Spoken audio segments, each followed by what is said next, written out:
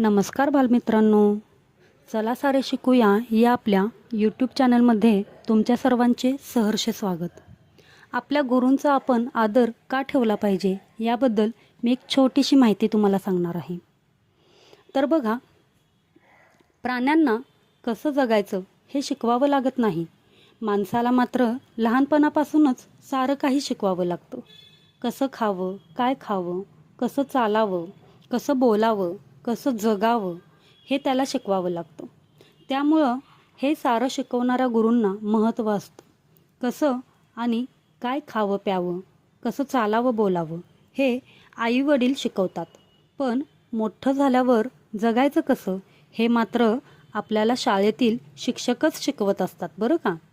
त्यांनी शिकवल्यामुळंच आपण वाचू लिहू शकतो, ज्ञान मिळवू शकतो, परीक्षेत पास होऊ शकतो, मग आपण नोकरी मिळवू शकतो किंवा उद्योग व्यवसाय करू शकतो, पैसे मिळवू शकतो, त्यातून चांगलं आयुष्य जगू शकतो, देशासाठी एक चांगला नागरिक बनू शकतो। मित्रांनो, आपण शिक्षकांनी सांगितलेला अभ्यास मन लावून केला पाहिजे। आपल्या शिक्षकांचा, शाळेचा, देशाचा नावलौकिक केला पाहिजे। त्यामुळं बालमित्रांनो, आपल्या गुरुजनांना कधीही विसरू नका। त्यांनी आपल्यासाठी केलेल्या या कामाचा आदर राखण्यासाठी दरवर्षी गुरुपौर्णिमा साजरी केली जाते। तुम्हाला शिकवणाऱ्या तुमच्या सर्व शिक्षकांना तुम्ही नेहमी वंदन केले पाहिजे, तसेच नेहमी त्यांचा आदर ठेवला पाहिजे। तर मुलांनो, कशी वाटली माझी माहिती?